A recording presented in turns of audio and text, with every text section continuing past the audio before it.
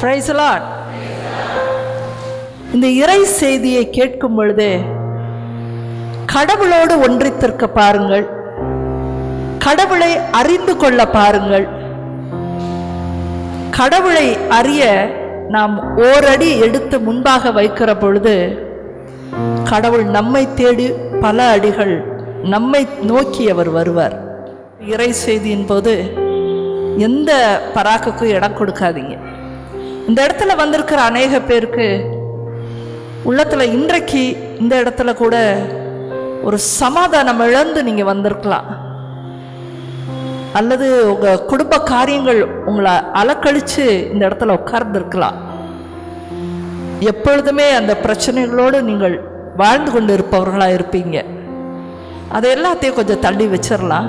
இந்த இறை செய்திக்குள்ளாய் எனக்குள்ள ஒரு மாற்றம் வர வேண்டும். உங்கள் வாழ்க்கையின் காரியத்தில் அல்ல, நீங்கள் நினைக்கிற அற்புதங்களில் அல்ல. முதல்ல என்கிட்ட ஒரு மாற்றம் இருந்துச்சுன்னா அதுதான் நான் சொல்றேன், அதுதான் மிகப்பெரிய அற்புதம். அதுதான் உங்களுக்கு தேவை. அதைத்தான் தேடி தேடி நான் பெற்றுக்கொண்டேன். நான் பெற்றுக்கொண்டதை இன்றைக்கு லட்சக்கணக்கான மக்களுக்கு கொடுத்து செல்லும்படியான ஒரு வரத்தோடு கடவுள் என்னை அனுப்பி இருக்கிறார். இதை போன்று 300 பேர் இன்னைக்கு ஊழியத்தில் இருக்கிறாங்க. எல்லோரும் பலவிதமான வாழ்க்கையில் இருந்தவங்க, உங்களை போல துக்கத்தோட வந்தவங்க, பிரச்சனையோட வந்தவங்க, கடவுள் இல்லைன்னு சொல்லி வந்தவங்க, என்னதான் சொல்றான் பார்த்துடலாம் அப்படின்னு சொல்லி எதிர்கேள்வி கேட்கலாம் என்று சொல்லி வந்தவங்க இன்றைக்கு கடவுளுக்கான பிள்ளைகளாய் மாற்றம் பெற்று இருக்கிறாங்க. அதுதான் தேவை இன்றைக்கு. இல்லை சிஸ்டர், என் பிரச்சனை தான் ரொம்ப பெருசு இல்லை, நான் அனுபவத்தோடு சொல்கிறேன். உங்கள் உள்ளத்திலே, உங்கள் எண்ணத்திலே ஒரு மாற்றம் வந்தால் உங்கள் வீட்டின் சூழ்நிலைகள் மாறும். ஆகவே ஒரு சிறிய ஜெபத்தை நாம செய்ய போறோம். கண்களை மூடலாமா? எல்லாரும் கண்களை மூடுங்க. கண்களை மூடி என்னென்ன எண்ணங்கள், என்னென்ன பிரச்சனை எல்லாம் உள்ள வருதோ அதெல்லாம் வெளியே வரட்டுங்க. அன்புள்ள பரலோக தகப்பனே, இந்த நாளை நீர் தேர்ந்தெடுத்து நீர் இந்த மக்களை, உம்முடைய ஜனத்தை, உம்முடைய பிள்ளைகளை காண வந்திருக்கிறீர். இதோ இவர்கள் பரிசுத்த ஆவியை பெற்றவர்களாய் ஆவிக்குரிய வாழ்க்கைக்கு திரும்ப, இந்த உலகத்தின் வாழ்க்கையை விட்டுவிட்டு உம்மை நோக்கிய வாழ்க்கை, பரிசுத்த ஆவிக்குரிய வாழ்க்கைக்கு இவர்கள் திரும்ப நீர் இன்றைக்கு ஆசீர்வதியும். இதோ இங்கு இருப்பவர்கள் உள்ளத்திலே இறை வார்த்தையை கேட்கிற நேரத்திலேயே பரிசுத்த ஆவியானவர் தாமே இறங்கி இந்த வார்த்தைகள் எல்லாம் விதைகளாக விழுந்து இதோ அவர்கள் கனிதரும் செடிகளாக மாற, மரமாக மாற நீர் ஆசீர்வதியும். இதோ இவர்களுடைய எண்ணங்கள் உம்முடைய எண்ணங்கள் அல்ல, உம்முடைய எண்ணங்கள் மிக மிக உயர்ந்தவை. உம்மை பற்றிய அறிவை இந்த நாட்களிலே அவர்கள் பெற்றுக்கொள்ளும்படி பரிசுத்த ஆவியானவரே எங்கள் மத்தியிலே அசைவாடும், எங்களை ஆசீர்வதியும். இதோ எங்களுக்காக மன்றாட்டை எங்கள் அருகிலிருந்து ஏறெடுக்கும் தாயே, உமக்கு நன்றி செலுத்தி இதோ இவர்கள் ஒவ்வொருவரும் இந்த தியானத்தினால் ஆசீர்வதிக்கப்படும்படியாய் இயேசுவின் நாமத்தினாலே ஜெபிக்கிறோம். எங்கள் ஜெபம் கேளும் ஜீவனுள்ள நல்ல பிதாவே, ஆமேன். சத்தமா ஆமேன். Price the Lord. இன்றைக்கு நாம் பார்க்கவிருக்கிற ஒரு சிறிய நற்செய்தியின் பகுதியானது அந்த 3 ராஜாக்கள் ஆண்டவரை தேடியது. நமக்குள்ள எத்தனையோ தடவை சிறு வயதிலிருந்து அந்த கிறிஸ்மஸ்னா ஜோடனை செய்யும் பொழுது 3 ராஜாவை தூக்கி வச்சிருவோம். மற்றபடிக்கு நமக்கு ஒரு 2 லைன் அதை பற்றி தெரியும். 3 ராஜாக்களும் எதை பார்த்து தேடிட்டே வந்தாங்க? எதை பார்த்தாங்க? விண்மீனை பார்த்தாங்க, ஸ்டாரை பார்த்தாங்க. ஓகே, அப்புறம் என்னாச்சு? அப்படியே தேடிட்டே வந்தாங்க. அப்புறம் ஏரோது கிட்ட போனாங்க. ஓகே, அப்புறம் ஏரோது என்ன சொன்னாரு? நீங்க வரும்போது என்கிட்ட சொல்லிட்டு வாங்கன்ட்டாரா? ஓகே, நடுவில் பூரா நீங்களே எடிட் பண்ணி கட் பண்ணியாச்சு ஸ்டோரியை. வெளிநாடுகளில் இன்றைக்கு தமிழ் தேசத்துக்கு ஆஸ்திரேலியாலெல்லாம் போனால் நான் போயிருக்கேன். அங்கெல்லாம் வார்த்தை கிடைக்காத பஞ்சம். என்னை நான் முழுக்க என்னுடைய ஊழியம் கத்தோலிக்க ஊழியம். ஆனாலும் கூட அந்த வார்த்தைக்கு தேடி அவங்க என்ன சொல்கிறாங்கன்னா, ஓ இவ்வளோ பெரிய ஊழியம் பண்ணுறீங்களா, எங்கள் இடத்துல எங்களுக்காக நற்செய்தி அறிவிங்கள்னு சொல்லி நான் போன இடமெல்லாம் மெத்தடிஸ்ட்டு பெந்தகோஸ்து சபைகள். எனக்கு முதல்ல ரொம்ப பயமாக இருந்துச்சு. அவங்க என்ன அளவாக வார்த்தையை அவங்க அப்படியே கையில் வச்சுட்டு மனப்பாடம் பண்ணி பேசுகிறவங்க, அவங்க மத்தியில் எப்படி பேச போகிறோன்னு சொல்லி. ஆனாலும் ஆண்டவர் அங்கே பல இடங்களிலே ஆட்கள் இல்லாத இடத்துக்கெல்லாம் என்னை கொண்டுட்டு போய் பயன்படுத்துகிறார். அன்பார்ந்தவர்களே, 15 ஆண்டுகள் நான் ஆண்டவருடைய வார்த்தையிலே நான் வாழ்ந்து கொண்டு இருக்கிறேன். ஒன்றும் பின்ன மறைப்பொருளை யோசித்து யோசித்து அவர் எவ்வளவு பெரியவர் என்று அறிந்து கொண்டிருக்கிறேன். நம்முடைய மக்களின் மத்தியில் இன்றைக்கு வார்த்தையை வாசிக்கிறதே இல்லை. சிலபஸே அதுதான். முதல்ல நீங்கள் பரலோகம் போகணும் அப்படின்னா பாஸ் ஆகிறதுக்கு என்ன வழி அப்படின்னு கேட்டால், நீங்களா நினச்சிக்கிறீங்க நாங்கள் நல்லவங்களாக இருக்கிறோம், நான் இரக்கமாக இருக்கிறேன், நான் உதவி செஞ்சுருக்கிறேன், இதெல்லாம் நம்முடைய எண்ணங்கள். ஆனால் ஒரு என்ஜினியரிங் உங்கள் வீட்டில் படிக்கிறார்கள் பிள்ளைகள். அப்போ நீங்கள் என்ன சொல்கிறீங்க, எனக்கு எல்லாம் தெரியுது, நான் எல்லாம் படிச்சுட்டேன்னு உன் பிள்ளை சொல்லும் போது நீ புக்கே தூக்கலை, நான் பார்த்து நீ புக்கை தூக்கலை, நீ எப்படி பரீட்சை எழுதுவேன்னு நீங்கள் கேட்குறீங்க. You ask your children everyday. நீங்கள் என்னைக்காது உங்கள் சிலபஸை தூக்கி இருக்கிறீங்களா? உங்கள் சிலபஸை நீங்கள் படிக்கவே இல்லை. எப்படி கடவுள் சொன்னார் என்ன சொன்னார்னு எப்படி தெரியும் நமக்கு? எதுவுமே தெரியாமல் நம்ம பிள்ளைகளை தான் இந்த உலகத்தில் அரட்டிகிட்டே இருக்கிறோம். பரலோகம் போகிறதா இருந்தால் நீங்கள் சொல்கிறது சட்டம் கிடையாது. கடவுள் என்ன சொல்லி இருக்கிறாருன்னு முதல்ல ஒரு தடவையாவது முழுசாக படித்து முடிங்க. முதல்ல இதுதான் சிலபஸ், இதுதான் சிலபஸ். நான் ஆண்டவரை நேரடியாக தரிசனம் செய்தேன். அது சாட்சியத்தை கேட்டிங்கன்னா வளவளத்து போவீங்க. ஆனால் அதன் பிறகு அதை கொஞ்சம் கொஞ்சம் சொல்லுவேன் நான். ஆனால் அதன் பிறகு வாசிப்பது எவ்வளோ முக்கியம்னு நான் கற்றுக்கொண்டேன். இன்றைக்கு எத்தனை வருட காலம் நீங்கள் கிறிஸ்மஸை பார்த்தாச்சு, ஸ்டாரை போட்டாச்சு, ஏஞ்சல்ஸை பண்ணியாச்சு, ஆட்டிடையர்கள் வந்தாச்சு, ஞானிகள் வந்தாச்சு. ஆனால் இன்றைக்கு ஒரு சிறிய பகுதியை நாம் ஆழமாக தெரிந்து கொள்வோம். 3 ஞானிகள் கடவுளை தொழுது கொள்ள வந்தார்கள் என்று இத்தனை நாட்களும் நாம் கேட்டுக்கொண்டே இருக்கிறோம். சில இடங்களில் 3 ஞானிகள் என்று சொல்லப்பட்டிருக்கிறது. பல இடங்களில் நாம் பொங்கலோட நேரத்தில் ஒரு திருவிழாவை கொண்டாடுகிறோம். 3 அரசர்களின் திருவிழா என்று கொண்டாடுகிறோம். என்னைக்காவது ஓரமாக உட்காந்து யோசிச்சிருக்கோமா? நமக்கு தான் உலகத்தில் யோசிக்க நிறையா இருக்குது. இதெல்லாம் எங்கே யோசித்தோம்? 3 ராஜாக்களா அல்லது 3 ஞானிகளா? ராஜாவே இல்லையா, அவங்க ஞானிகள் தானா அல்லது அரசர்கள் தானா என்று சில கேள்விகள் இருக்கிறது.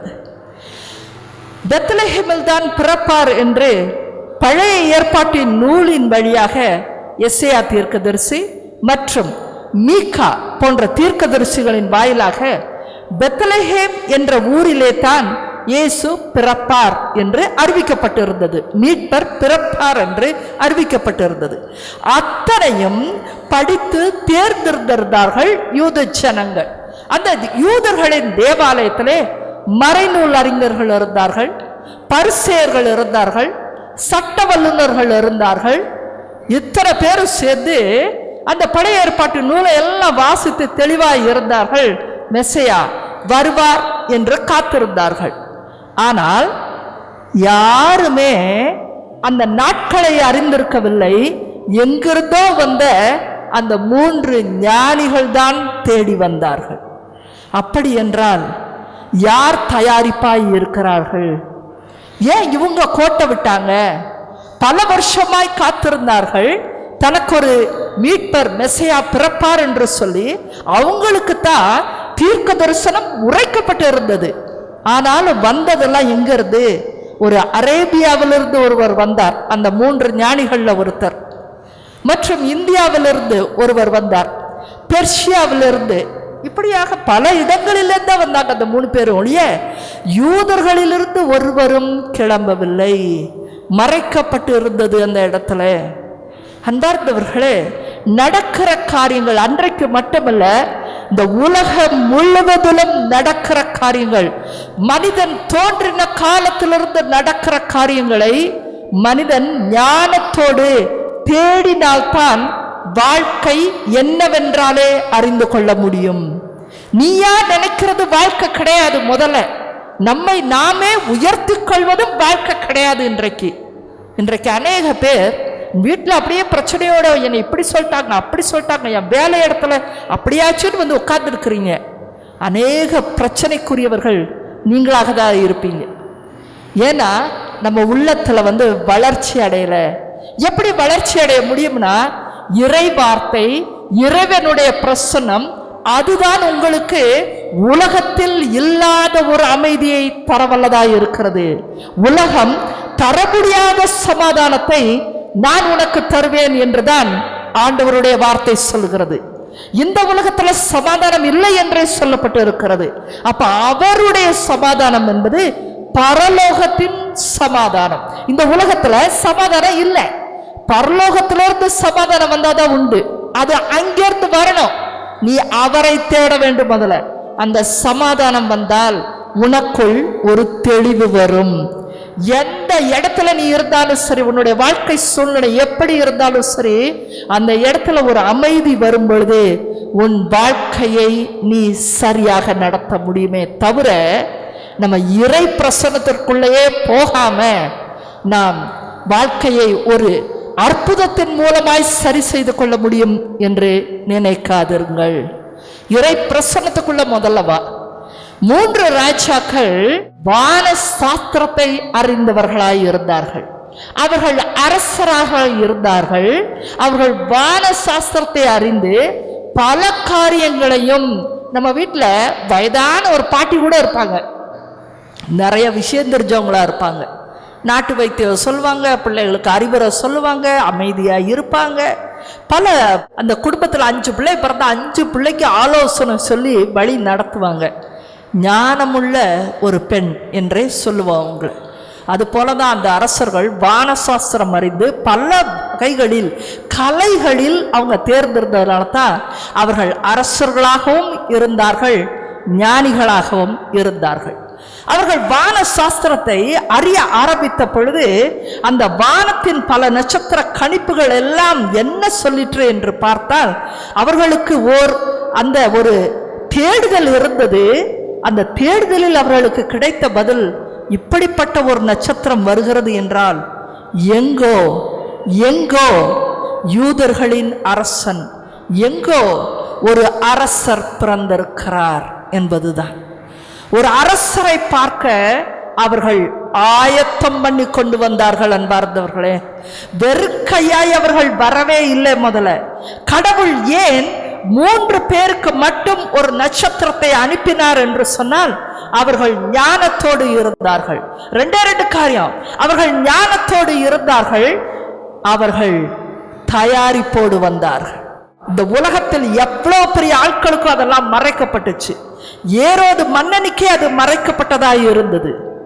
அவங்க ஞானத்தோடு இருந்தார்கள், தயாரிப்போடு மெசியாவிற்காய் காத்திருந்தவர்களாய் இருந்தார்கள். 2 சேரணும். முதல்ல ஞானம் அடிப்படை. முதல்ல இன்றைக்கு நம்ம கிறிஸ்தவ சமுதாயத்துக்கு மக்கள் மத்தியில ஞானம் ரொம்ப குறைவு. கடவுளின் ஞானத்தை சொல்றேன். உங்களுக்கு ஏதோ ஒரு ஞானம் இருக்குன்னு நினைக்கிறீங்களே, அது இறை பிரசன்னத்தின் ஞானம் அல்ல, அது அறிவு, உலகத்தின் ஞானம். அது ஒரு வீட்டுக்கு மேல எப்படி வீடு கட்டணும்னு கேட்டா இங்க இருக்க பாதி பேர் சொல்லுவீங்க, ஏன்னா வீடு கட்டி இருப்பீங்க நீங்க. உலகத்தின் ஞானம் அது. ஆனா ஆண்டவர் சொன்னாரு, இங்கே எதையும் நீ சேர்த்து வைக்காத, விண்ணுலகத்தில் நீ சேர்த்து வைன்னு சொன்னாரு. அங்க ஏதாவது சேர்த்து வைக்கிற அளவுக்கு உங்களுக்கு ஞானம் இருக்கா? என்ன சேர்த்து வைக்கணும்னு ஏதாவது தெரியுமா உங்களுக்கு? எதையுமே ஞானத்தோடு வாழாமல் காலமோ கடந்து போய்கொண்டே இருக்கிறது. காலம் இப்படின்றதுக்குள்ள போய்கொண்டே இருக்கிறது.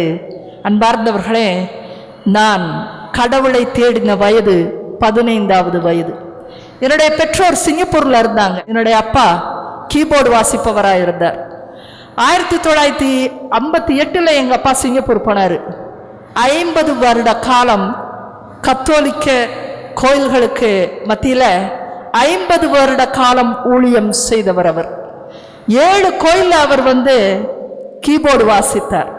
அவர்தான் தமிழ் பாடல்களை சிங்கப்பூர் தேசத்திற்கு அறிமுகம் செய்தார். எல்லாத்தையும் அன்னைக்கு தமிழ் பாட்டை பூரா இங்கிலீஷில் எழுதணும். அவர் அம்மான்னு சொன்னால் AMMAன்னு எழுதணும். அப்படி எழுதி ப்ராக்டிஸ் பண்ணி அங்கே இருக்கிற ஆட்களை பாட வச்சார். யாருக்குமே எனக்கு தமிழ் தெரியாது. அப்படி பாட வைத்து 7 சர்ச்சில் பாடல்களை கொண்டு வந்தவர் அவர். அப்போ நான் சின்ன வயதில் நடுவில் ஸ்கூலில் படிக்கிறப்பெல்லாம் அங்கே போவேன். நான் அங்கே போயிருக்கும் பொழுது அவரோடு கூட காலையில் எந்திரிச்சா 6 மணிக்கு எந்திரிச்சா இரவு 8 மணி வரை 7 பூசை பார்க்கணும். நான் ஒன் ஆஃப்டர் தி அதர் அடுத்தடுத்த மாதத்துக்கு போயிட்டே இருப்பார். சிங்கப்பூரில் இருக்க 7 சர்ச்சையை சுற்றிட்டு வரணும். அவரோடு கூட நான் போகும்பொழுது அங்கே பின்னாடி உட்காந்துருப்பேன். எங்கம்மா பாட்டு பாட இந்த பக்கம் போயிடுவாங்க, எங்கப்பா கீபோர்டு போட அந்த பக்கம் போயிடுவார். நான் மட்டும் உட்காந்துருப்பேன். 7 பூசையை பார்த்தாகணும். எனக்கு சிறு வயது, விளக்கம் சொல்ல ஆட்கள் இல்லை. நான் எல்லாத்தையும் பார்த்துட்டே இருந்தேன், வெறுமையாய் பார்த்தேன். இங்கே இந்த வசனத்தை வாசிக்கும் பொழுது ஏதோதோ எனக்கு காதில் விழுந்தது. கேட்க கேட்க கேட்க எனக்கு ஒன்று புரிந்தது. இந்த ஆற்றுக்குள்ள நடக்கிற காரியம் வேறு. இந்த ஆற்றுக்குள்ளேருந்து கடவுள் இருக்கிறார் என்று சொன்னால் அவர் பேசுகிறதெல்லாம் வேறொரு உலகத்தை பற்றி. ஆனால் இந்த ஆற்றை தாண்டி ஒரு படி கீழே இருந்து அந்த கடைசி வரைக்கும் வெளியில் உட்கார்ந்து இருக்கிறவங்க யாருக்குமே எதை பற்றி பேசிக்கொண்டிருக்கிறார்கள் என்பதே புரியாமலே எல்லா நேரமும் வர வேண்டியது, ஞாயிற்றுக்கிழமை வர வேண்டியது, அழுக வேண்டியது, புலம்ப வேண்டியது, எனக்கு வேணுங்கிறத குடுன்னு சொல்ல வேண்டியது, அவன் தன்னுடைய எண்ணங்களில் இருந்து போய்கொண்டே இருக்க வேண்டியது. இரண்டும் வெவ்வேறாக எனக்கு மனதில் பட்டது. 15வது வயதில் நான் உணர்ந்தேன், கடவுளோ 2 அங்கிகள் இருந்தால் ஒன்றை கேட்பவனுக்கு கொடுத்து விடு என்று சொல்கிறார். கொடுன்னு சொல்றாரு, சேர்த்து கொள்ள சொல்லவில்லை என்று வாதாட ஆரம்பித்தேன். இது என் வீட்டிலே பிரச்சனையானது.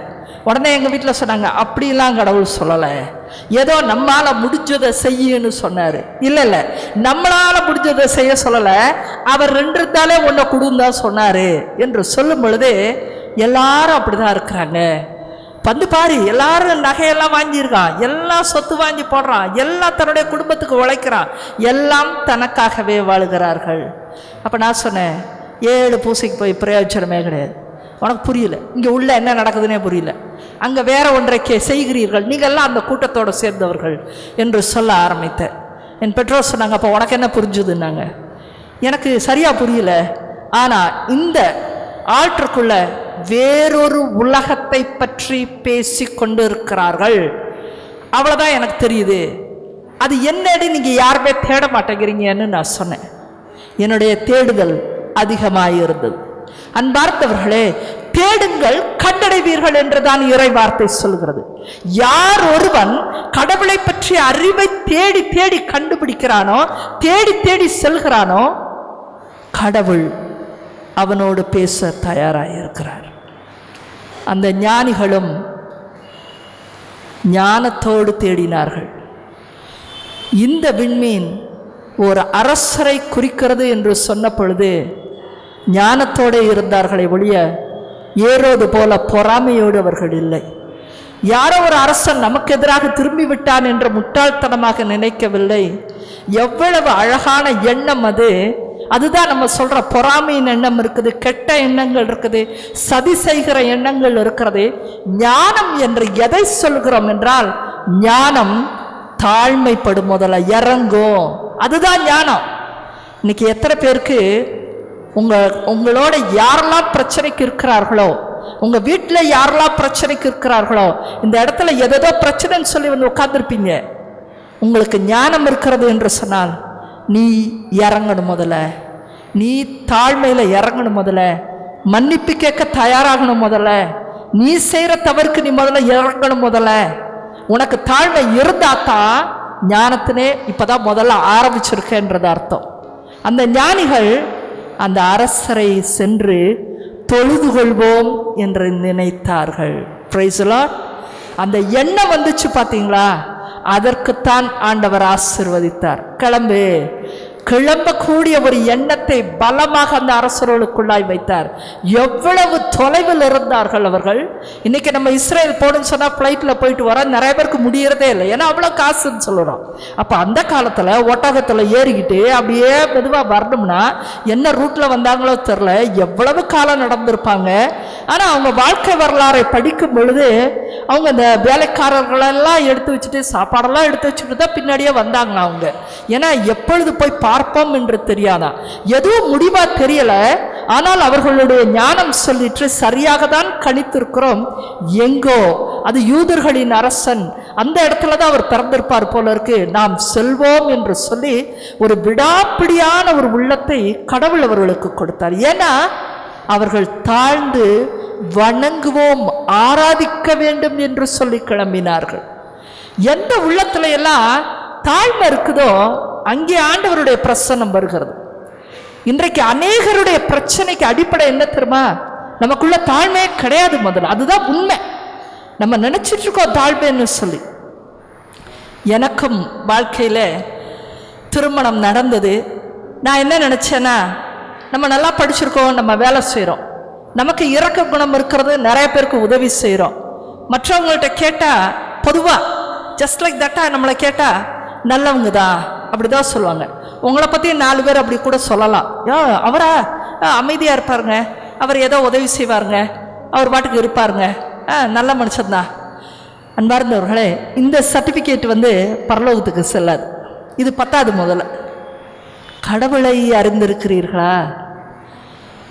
கடவுளை அறிந்திருக்கிறீர்களா? உன்னுடைய கடவுளை அறிந்திருக்கிறாயா? உன்னுடைய கடவுளோடு உனக்கு தொடர்பு உண்டா? முதல்ல உன்னுடைய கடவுளை நீ தினசரி வாழ்க்கையில் நீ அனுபவித்துக் கொண்டு இருக்கிறாயா? அப்பத்தானே அவர் வீட்டில் ஒரு நாள் உன்னை விடுவாரு. அவருடைய வீடு பரலோகத்தின் வீடு.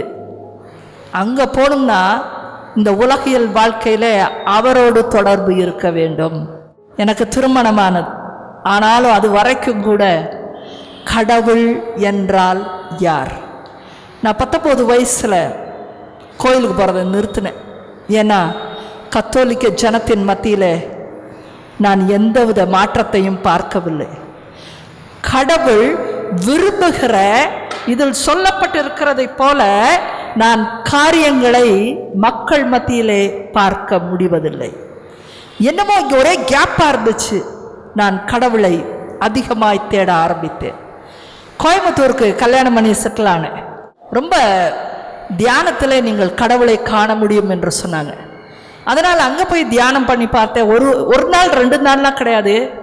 என்னுடைய தேடுதல் என்பது விடாப்பிடியான ஒரு தேடுதல். ஞானிகளும் விடாப்பிடியாகத்தான் தேடி வந்தார்கள். ஒரே நாளில் நடந்து ரொம்ப தூரம் போகும் போல இருக்கு, என்ன அந்த விண்மீன் போயிட்டே இருக்கே அப்படின்னு சொல்லி அவங்க ஓடி இருந்தாங்கன்னா அவர்கள் குழந்தையை பார்த்திருக்கவே வாய்ப்பில்லை. விடாப்பிடியான ஒரு தேடுதலைத்தான் கடவுள் விரும்புகிறார். 15 வயதில் தேடி 40வது வயதில் நான் கடவுளை கண்டடைந்தேன். 25 ஆண்டு காலம் ஆபிரகாம் 25 ஆண்டு காலம் கடவுளுக்காய் காத்திருந்தார் என்று பார்க்கிறோம். வாசிச்சு பார்த்திருக்கீங்களான்னு தெரியல, வாசிச்சிருக்க மாட்டீங்க. நம்மளுக்கு தான் எதையும் வாசிக்கிறதே இல்லையே. 25 ஆண்டு காலம் என்பது எவ்வளவு ஒரு நீண்ட பயணம் அது. ஒரு குழந்தையை கேட்டார் அவர். கடவுள் சொன்னார், கடல் மணலை போல தருகிறேன் என்று சொன்னார். அவருக்கோ தேவை ஒரு குழந்தை தான். 25 ஆண்டுகள் ஒரு குழந்தையுமே இல்லாமல் இருந்தார். ஆனாலும் கூட அவர் விசுவசித்தார். ஏன்னா கடவுளே சொல்லிட்டாரு, கொடுப்பார் கொடுப்பார், அவர் இன்றைக்கும் தருவார்னு சொல்லி நம்பிக்கையோடு இருந்தார். அதனால்தான் அவரை விசுவாசத்தின் தந்தை என்று சொல்லுகிறோம். நீங்கள்லாம் இன்னைக்கு முழங்கால் போட்டு ஜெபிச்ச உடனே நாளைக்கே நடக்கணும்னு நீங்க கேட்குறீங்க. ஆனால் நாளைக்கே ஏன் நடக்காதுன்னா, ஏன் நடக்கலை அப்படின்னா உனக்கு ரொம்ப நாள் அந்த பதில் தேடிட்டு இருந்திருப்பீங்க. ஏன்னா கடவுளுக்கும் உங்களுக்கும் உறவு இல்லாததுனால தான். நீங்க உங்க பாட்டுக்கு பேசிட்டு போயிட்டே இருக்கிறீங்க, அவ்வளவுதான். கடவுள் விரும்பினது என்னவென்று நீங்கள் தேடவே இல்லை. அதனால தான் நமக்கு வந்த உடனே நடக்கிறதே இல்லை. ஒருத்தரை அவங்க வீட்டுக்கே நீங்க போவீங்களா, அவர் பெரிய அரசராக இருப்பாராம். அது கடவுளின் தான் நான் சொல்லுகிறேன், சரிங்களா? அவர் அரசர், எதை வேணாலும் கொடுக்கிறவரா இருப்பாரு, அவர்கிட்ட எல்லாமே இருக்கிறது. ஏனென்றால் இறை வார்த்தை சொல்லுகிறது அவர் ஐஸ்வர்யத்தின் தேவன் என்று சொல்லுகிறது. நீங்க அவர்கிட்ட போறீங்களா? அந்த வீட்டுக்கு போறீங்க, ஆனா இந்த மாதிரி வந்து உட்காந்து எனக்கு வந்து கார் வேணும், எனக்கு வீட்டில் அப்படி நடந்துச்சு, எனக்கு ஆஃபீஸில் அப்படி இருந்துச்சு, என்னதான் நான் வாழ்கிற வாழ்க்கையோ என்ன நல்லாவே இல்லை, நிம்மதியே இல்லை, சரி நான் போகிறேன் அப்படி சொல்லிட்டு நீங்கள் பாட்டு போயிடுவீங்களா? அரசனுக்கு என்ன மரியாதை? அரசனுக்கு என்ன மரியாதை? நீ பாட்டுக்கு வந்து வந்து வந்து வந்து புலம்பிட்டு போயிட்டே இருக்கிற. உனக்கு அரசருக்கு ஒரு ஒரு உறவும் இல்லை. அரசர் பார்க்குறாரு, அஜிஜோ வந்துருச்சுமா, கரெக்டாக 9 மணியான டெய்லி வந்துடும், புலம்பிட்டு போகும். என்ன கொடுத்தாலும் அது ஒத்துக்காது, எதை கொடுத்தாலும் சந்தோஷப்படாது. புலம்பல் கேஸு. சரி 9 மணியாச்சு, வந்து புலம்பிட்டு போயிட்டே இருக்கட்டும் அப்படின்னு விடுவார். அன்பார்ந்தவர்களே, அது வல்ல வாழ்க்கை. முதல்ல எனக்கு நம்முடைய ஜனத்தை பார்த்துதான் அருவருப்பாக இருந்தது. எங்கோ கடவுளோடு தொடர்பு இல்லாம, ஆனா நம்முடைய ஜனமோ கோயில்ல கூட்டமாய் வந்து உட்கார்ந்து இருந்தது. திருவிழா எடுத்தாங்க, தேர ஓட்டினாங்க. ஆனா யாரையாவது கூப்பிட்டு கடவுள் பேசுவார் அவங்ககிட்ட? அதெல்லாம் பேசவே மாட்டார். பேசவே பேசாத கடவுளோடு அப்புறம் எனக்கு என்ன வேலை? இந்த கேள்விதான் எனக்கு இருந்துச்சு. நான் பல பேர்கிட்ட கேட்டேன், பேச மாட்டா இருக்கிறீங்க, உங்கள்கிட்ட வந்து பார்க்க மாட்டா இருக்கிறீங்க, அப்புறம் நீங்கள் எப்படி கடவுள்னு ஏற்றுக்கிட்டீங்க? அதெல்லாம் எங்கள் அம்மா வீட்டில் சொல்லி கொடுத்துருக்காங்க, நமக்கு கடவுள்னு ஒருத்தர் வேணும், நம்ம ஏற்றுக்கணும். அப்படிலாம் நீ கேள்வி கேட்கக்கூடாது. எனக்கு நம்ம ஜனம் சொல்லி கொடுத்தது அதுதான், நீ கேள்வியே கேட்காத. ஏன்னா ஒருவரும் கடவுளை பார்த்ததே கிடையாது. அப்படிலாம் வந்து பேச மாட்டார். நான் ஒருத்தர்கிட்ட சொன்னேன், இல்லை இல்லை நான் பேசினாதான் நம்புவேன். பேசுகிற அளவுக்கு நீ என்ன பெரிய ஆளா? ஆனால் என் நுனி நாவல பதில் இருந்தது, கடவுளை நீங்கள் என்ன சொல்கிறீங்க? அப்பா தானே சொல்கிறீங்க. அப்பா அப்போ பேச மாட்டாரா?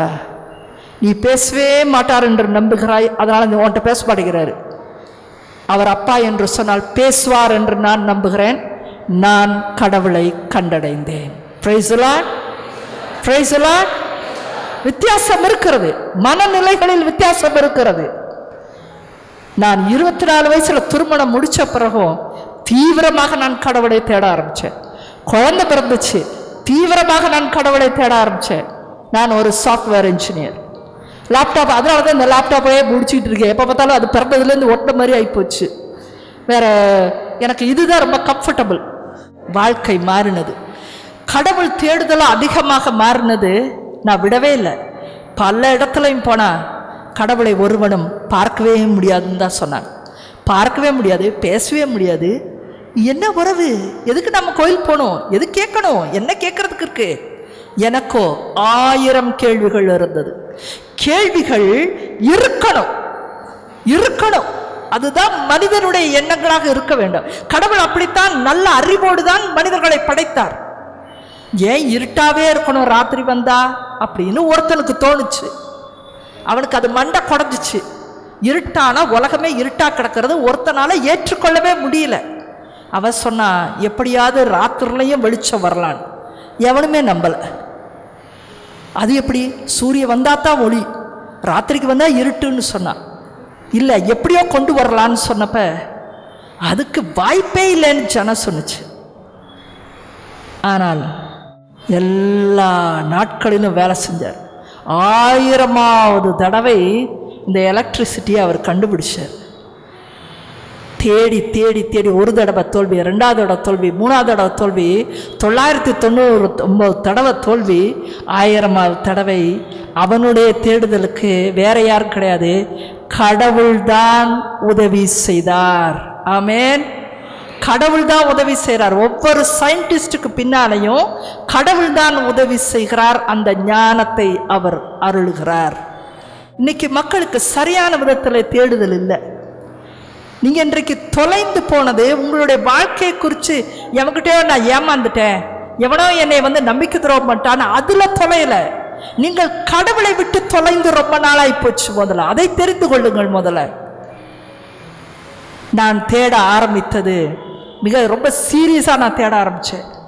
நான் மற்ற மதங்களை பற்றி படிக்க ஆரம்பித்தேன். சும்மா உட்காந்து படிக்கலை, ரெகுலர் கிளாஸுக்கு நான் போனேன்.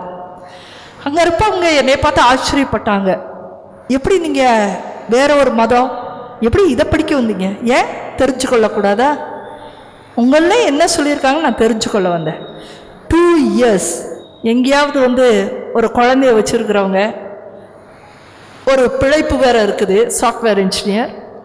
ஆனால் அதுக்கும் மிஞ்சி வாரம் ஒரு கிளாஸ் மற்ற மதத்தை தெரிந்து கொள்வதற்கு போனேன். நான் 2 வருட காலம் போய் மற்ற மதத்தை படித்தேன். அதில் படித்து முடிக்கும் போது எனக்கு தெளிவாய் புரிந்தது, இவங்க இன்னும் தேடிக்கிட்டே தான் இருக்கிறாங்க. அதனால தான் இன்றைக்கி 30,000 கோடி தேவர்களை கொண்ட நாடாக இருக்கிறது. இப்படியாக நான் மற்ற மதங்களை தேடி கடவுளை தேடி வந்தேன். எனக்குள்ள 1000 கேள்விகள் இருந்தது.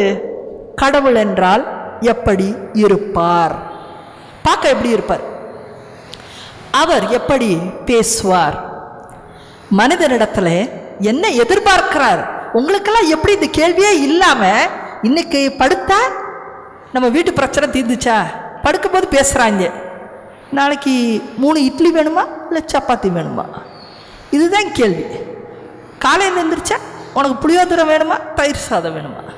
எங்கே நகை வாங்கணும்? இல்லை. உங்கள் அம்மாவுக்கு பணம் கொடுத்தியா கொடுக்கலையா? ஏன் உங்கள் அம்மாவுக்கு பணம் கொடுக்குற? இதுதான் உலகத்தினுடைய பேச்சுக்களாக இருந்திருக்கு. ஆனால் எனக்கு இதெல்லாம் சலுத்து போயிட்டு. நம்ம ஏன் இயங்குகிறோம்? எதுக்காக வாழ வந்திருக்கோம் இந்த உலகத்தில்? என்ன செய்யணும்? முதல்ல எதற்கு இந்த வாழ்க்கை? முதல்ல கேள்விகள் தான் எனக்குள்ள இருந்தது. கேள்விகள் அதிகமாக இருந்து தேடுபவனே ஞானிகள் என்று அறியப்படுகிறார்கள். அதனால தான் அந்த ஞானிகள் எந்தோ 3 திசைகள்ல இருந்து இந்த நட்சத்திரம் ஒரு அரசரைத்தான் குறிக்கிறது என்று சொல்லி தயாரிப்போடு எத்தனை நாள் போகும்னு தெரியாது, தன்னையும் அந்த இடத்துல ஜாமான்களை கொண்டு வேலையாட்களை கொண்டு தயாரிச்சு கொண்டாங்க. எவ்வளவு ஒரு ஞானமான காரியம் யோசிச்சுப்பாரு. நீங்க இங்க இருந்து இப்ப மதுரைக்கு ஒரு கல்யாணத்துக்கு போனீங்கன்னா கூட புடவையை விட்டுட்டு போயிட்டீங்கன்னா, அஜோ தாலி செயினே விட்டுட்டு வந்துட்டோமா, என்னையா கல்யாணம், இது கூடவா பொறுப்பு இல்லை அப்படின்னு பதட்டமாகறோம். நிறைய நேரங்களில் நம்ம சின்ன ஜாமானை கொண்டு போய் விட்டுட்டு வந்துடுறோம், திரும்பி வர்றோம், ஓடுறோம், ஆஃபீஸுக்கு போகிறோம், பாதியை விடுறோம், திரும்புகிறோம். அவர்கள் எத்தனை நாளாக இருந்தாலும் திரும்பாமல் என்ன காரியத்திற்கு புறப்பட்டோமோ அதை செய்து முடிக்கும் வரைக்கும் அவங்க எல்லாத்தையும் எடுத்துக்கிட்டாங்களாம். ஒரு தீர்மானத்தோடு அவர்கள் கிளம்பினார்கள். தீர்மானத்தோடு இருப்பவர்களோடு கடவுள் கூட வருகிறார். நீங்க முதல்ல உங்க உள்ளத்துல தீர்மானம் செய்யுங்க. போதும் இந்த உலக வாழ்க்கை, ரொம்ப டேஞ்சரஸ் சிச்சுவேஷன்ல இருக்கிறீங்க. நீங்க இந்த 3 நாட்கள் முடியும் போது நீங்க எவ்வளவு டேஞ்சரஸ் சிச்சுவேஷன்ல இருக்கிறீங்கன்னு உங்களுக்கு தெரிந்து போகும். இப்படியே வாழ்க்கையில இப்படியே எல்லாத்தையும் கிடைத்தது எல்லாத்தையும் வாங்கிட்டு எனக்கு எதுவுமே கிடைக்கல, எனக்கு இன்னும் நல்லா இல்லை, நான் மற்றவங்களோட குறைவா இருக்கேன் அப்படின்னு புலம்பல்ல இருக்கிறவங்க ரொம்ப ரொம்ப டேஞ்சரஸ் சிச்சுவேஷன்ல இருக்கிறீங்க. நான் தேட ஆரம்பித்தேன். எனக்கு ஒரு லிஸ்டே இருந்துச்சு. கடவுள் எப்படி பேசுவார்? நான் என்ன செய்யணும் இந்த உலகத்தில்? நானே ஏதோ ஒன்று செய்கிறேன். எங்கள் அம்மா அப்பா படிக்க வச்சாங்க, ஊரே சாஃப்ட்வேர் இன்ஜினியர் ஆச்சு, நானும் ஆயிட்டேன். ஊரே லேப்டாப்பை தூக்கிச்சுன்னா நானும் தூக்கியிருக்கேன். பட் இது கிடையாது. கடவுள்னு ஒருத்தர் இருக்காருன்னா இது கிடையாது, வேற ஏதோ இருக்கிறது. இது எல்லாம் சும்மா மாயையா செய்கிறோம். பின்னாடி என்ன? இந்த கேள்வி எனக்குள்ளே ஆழ்ந்த தேடுதலை கொண்டு வந்தது. 25 ஆண்டுகள் நான் கடவுளை தேடி இருக்கிறேன். அது வரைக்கும் நான் எந்த கடவுளையும் ஏற்றுக்கொள்ளவே இல்லை. எல்லா மதங்களையும் சென்று படித்து பார்த்தேன். கத்தோலிக்க மதத்தில் தான் பிறந்தேன். அதன் பிறகு என்னோட தேடல் அதிகமான போது ஒரு பெந்தகோஸ்தேக்காரர் என்னை பார்க்க வந்தார். நான் 2 கேள்வி கேட்டேன். அந்த கேள்வி கேட்ட உடனே எந்திரிச்சு நின்று சொன்னார், எவ்வளோ தைரியம் உனக்கு, என்ன இப்படி கேள்வி கேட்குறேன்னாரு. நான் சொன்னேன், எனக்கு கேள்வி எவ்வளோ தானே, இட்ஸ் அ கொஸ்டின், உங்களுக்கு தெரிஞ்சுன்னா ஆன்சர் பண்ணுங்க, இதில் எதுக்கு கோபம் வரணும்னு. அவர் ஏன் கோபப்பட்டாருன்னா அவருக்கு பதில் தெரில. அதனால் அவருக்கு என்ன பண்ணுறதில்ல, அவருக்கு கோபம் வந்துச்சு. அப்போ அவர் சொன்னார், இப்படிலாம் கேட்டால் யாரும் பதில் சொல்ல மாட்டாங்க அப்படி சொல்லி அவர் கோவித்து கொண்டு சென்று விட்டார். அப்போ எனக்கு புரிஞ்சுது, அவருக்கு பதில் தெரியலை. அப்போ மனிதர்கள்ட்ட கேட்டாலும் பதில் தெரில, எப்படி கடவுளை தெரிந்து கொள்வது? இப்படி தான் எனக்குள்ளே ஓடிச்சு. அன்பார்ந்தவர்களை, கடவுளை தேடி தேடி அடைபவர்களும் இன்றைக்கும் இருக்கிறார்கள். ஏன் தெரியுமா? இந்த இடத்துல இருக்காங்களா அப்படின்னு கேள்வி கேட்டிங்கன்னா நான் நோன்னு பதில் சொல்ல மாட்டேன். கண்டிப்பாக நீங்கள் தான் அது. இறை வார்த்தை சொல்லுகிறது, கடவுளை பற்றிய தேடுகிற அறிவை. புரியுதா உங்களுக்கு நான் சொல்ற வார்த்தை? திருப்பி சொல்லுங்க, நான் என்ன சொன்னேன்னு? கடவுளை பற்றி தேடுகிற அறிவை நான் அவர்களுக்குள் வைத்திருக்கிறேன் என்று சொல்லி இருக்கிறார். ஆமென். அதனால உங்களுக்குள்ள தேடுற அறிவு ஏற்கனவே இன்பில்ட்டா வைக்கப்பட்டு இருக்கிறது. புரியுதா? இல்லைன்னு சொல்றதுக்கு இல்லை. நீ எல்லாம் கடவுளே தேடல, அப்படி கிடையாது. உனக்குள்ள வைக்கப்பட்டிருக்கு. நீ அந்த பட்டனே யூஸ் பண்ணல. நீ அதை விட்டுட்டு ஓம் புலம்பலுக்கோ உன்னுடைய காரியத்திற்கோ நீ கடவுளை தேடி தேடி வந்திருக்க. அந்த பட்டன் என்ன செய்யும்னே உனக்கு தெரியாது. ஆனா அந்த பட்டன் இருக்கு. அதனால என்ன பண்ணுதுன்னா, ஃபாதர் சொல்றாரு, தியானம் இருக்கு வான்னு சொன்னா அந்த பட்டன் தான் என்ன பண்ணுது? கடவுளை தேடுகிற அறிவை உனக்குள்ள அவர் வச்சிருக்கிறதால அந்த எமோஷன் என்ன பண்ணுதுன்னா, போய் தான் பார்ப்போமே அப்படின்னு சொல்லி வந்து உட்கார வச்சிருக்குது. ஆனா கேட்கணும்ல, ஆமா ஒரு மாற்றம் வரணும்னு நீ தான் முடிவு செய்யணும். நான் இங்கிருந்து சொல்லலாம், முடிவு செய்யறது நீ தான். முடிவு செய்யறது நீனு. எனக்கு ஒரு மாற்றம் வேணும். இந்த சகோதரி எங்கேயோ நம்மளை கொண்டுட்டு போறாங்க, அந்த பாதையிலே நம்ம போனா நமக்கு ஒரு மாற்றம் வருங்கிறத நீ புரிச்சுக்கிட்டீன்னா நீனும் ஒரு பின் பாயிண்ட் ஞானி. அது கூட புரியலன்னா, இல்லை நான் இப்போ அப்படி வீட்டை தான் யோசிச்சுட்டு இருக்கேன் அப்படின்னா, maybe it will take time for you, still more time. ஆனால் எல்லாரும் சொல்கிற வார்த்தை தான், காலம் செல்லாது. உண்மையே சொல்கிறேன், காலம் இனி அதிக தூரம் செல்லாது. உஷாராரு. இந்த தியானம் கூட கடவுள் உனக்கு எச்சரிக்கை மணி அடிக்கிறது தான் கொண்டு வந்திருக்காரே ஒழிய அப்படியே சும்மா தாலாட்டு பாடி உனக்கு தூங்க வச்சுட்டு போகிறதுக்கு வரவே இல்லை. அந்த தியானம் முதல்ல தூங்குறவனை பூரா அடித்து எழுப்புறதுக்கு தான் இன்னைக்கு இந்த தியானத்தையே கடவுள் கொடுத்துருக்கிறார். அன்பார்ந்தவர்களே, நான் ஒரு நாள் ஒரு வீட்டிற்கு செல்ல நேர்ந்தது. 25 ஆண்டுகளுக்கு பிறகு நடந்த சம்பவம். அந்த வீட்டில் கைத்துக்கட்டில் ஒரு பையன் கிடந்தான். என்னோட தெரிஞ்சவங்களோட அங்கே போயிருந்தேன். குடிசை வீடு, ஒரு 8க்கு 6 கூட இல்லை, இவ்வளோதான். அந்த முதல் சதுர அளவுக்கு தான் அந்த வீடே இருந்துச்சு. ஒரு கைத்துக்கட்டில் அந்த பையன் கிடக்கிறான். அந்த அம்மா அழுது அன்னைக்கு சொல்கிறாங்க, 50 ரூபா கூலிக்கு நான் போயிட்டு வரேம்மா. காலையில் அந்த பையனை விட்டுட்டு போவேன், ராத்திரிக்கு வந்து அந்த பையனை பார்ப்பேன். பகலில் என்ன நடக்கும்னே தெரியாது. அந்த பையனுக்கு யாருமே கிடையாது. அவனுக்கு எல்லாமே கை காலெல்லாம் இழந்து போச்சு. அந்த கைத்துக்கட்டிலே அவன் எல்லாமே இருந்து வச்சுருப்பா. சாப்பாடு கொடுக்க ஆள் இல்லை. காலையில் சாப்பாடு, நைட்டு சாப்பாடு தான். நான் ஒவ்வொரு நாளும் வரும்பொழுது அந்த பிள்ளை பிழைச்சிருக்குமா இல்லையான்னு தெரியாமல் வருவேன். அப்படின்னு அவங்க சொல்ல அன்னைக்கு நான் அவ்வளோ உடைஞ்சு அழுதேன். நான் ஏன் இந்த உலகத்தில் இப்படிப்பட்ட கஷ்டங்கள் இருக்கிறது? வெளியில் இருக்கிறவங்க நல்லா இருக்கும் பொழுதே புலம்புகிறார்கள். ஆனால் உலகத்தில் தீர்க்க முடியாதபடியான சில பிரச்சனைகள், யாரும் அவங்களுக்கு உதவி செய்கிறதுக்கு ஆள் இல்லை. ஒரு தாயினுடைய வேதனை அது. இப்படி பிள்ளைய வந்து ஒரு குடிசைக்குள்ள அப்படியே விட்டுட்டு போகிற நிலைமை. யாருமே இல்லை அந்த பையனுக்கு. அந்த பையன் நடுவில் இறந்தான்னா எப்படி தனிமையில் இறப்பான். இது எல்லாம் என்னை ரொம்ப பாதிச்சது. அன்னைக்கு நொறுக்கிற மாதிரி எனக்கு ஆச்சு. அன்றைக்கு உள்ளோம் நான் வெளியே வந்து அந்த இருட்டில் வானத்தை நோக்கி, கடவுள் என்று ஒருவர் இருக்கிறீரா என்றால் யாருன்னு எனக்கு தெரியல. ஆனால் உம்மோடு நான் பேசுகிறேன். இந்த உலகத்தில் அநேக மக்கள் இதை போன்று வியாதிகளோடு, கவலைகளோடு, வழி தெரியாதவர்களாய், எந்த திசை என்ன போகணும், எதுக்கு வாழணும், என்ன செய்யணும் ஒன்றும் அறியாதவர்களாய் நிறைய பேர் இருக்காங்க. நான் செல்ல தயாராகிறேன். எந்தவித பணமோ பொருளோ எதையும் எதிர்பார்க்காம நான் மக்களுக்காக செல்ல தயாராகிறேன். கடவுளே, நீர் என்னை பயன்படுத்த விரும்பினால் என்னை நீர் பயன்படுத்தலாம் என்று சொல்லி அவரோடு நான் பேசினேன். ஆமென். கடவுள் பொதுவானவராக வைத்துக்கொள்வோம். ஒரு கடவுள் என்று எல்லாருக்கும் நம்பிக்கை இருக்கு. ஒருவர் கை உயர்த்தி இந்த பூமியிலிருந்து எத்தனையோ billions of people are there. யாரோ ஒரு பெண்ணு நடு ரோட்டில் நின்றுட்டு இப்படி கை உயர்த்தி பேசினா, கடவுள் கேட்பார்னு நினைக்கிறீங்களா, இல்லை அது அவ்வளோ பெருசாக போகாதுன்னு நினைக்கிறீங்களா? என்ன நினைக்கிறீங்க? நீங்கள் அப்போ அப்படி கேட்கல? நீங்கள் ஏன் கேட்கல? கேட்பார்னு சொல்கிறீங்களே. இந்த கேட்பார்னு சொல்கிறதுக்கோ நீங்கள் கேட்காம இருக்கிறதுக்கும் நடுவில் தான் விசுவாசம் ஜீரோவாக இருக்குதுன்னு அர்த்தம். இங்கே தான் போயிடுது. நம்ம சும்மா சொல்கிறோம், ஆனால் எதுவுமே நமக்குள்ளே இல்லை. அதனால தான் விசுவாசம் இல்லாதவர்களாக இருக்கிறோம். நான் கடவுள் என்று ஒருவர் இருந்தால் அதை கேட்பார். இப்போ நானே ஒரு கட்டத்துக்கு வர்றேன், டேக் மீ அப்படின்னு சொல்லி நான் வரேன். நான் சொல்லி முடித்த பின் நான் கடவுளை தரிசிக்க வேண்டிய காரியம் ஒரு வாரத்திலே நிறைவேறியது. அதன் பிறகு ஒரு வாரத்தில் நான் கடவுளை பார்க்கும்படியாய் கடவுள் செய்தார்.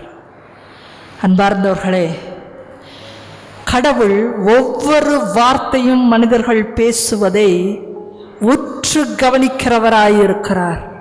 3-4 ஆண்டுகளுக்கு பிறகு நான் சொல்கிறது எல்லாமே ஸ்டோரி ஜம்ப் அவுட் ஆகிட்டே போகும். நீங்கள் ரொம்ப உஷாராக இருந்தால் தான் கவனிக்க முடியும்.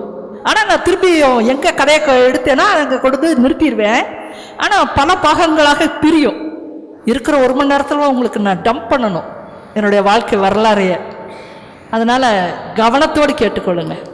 நான் ஊழியக்காரியாக மாறிவிட்டேன். 3-4 வருஷம் ஆயிடுச்சு. எனக்கு நான் கடவுளை பார்த்தேன், சரி கடவுள் என் கூட பேசுகிறாரு, சரி. ஆனால் நீங்கள் ஏதாவது ஒரு ஜெபம் கேட்டால் அதெல்லாம் நடக்குமா?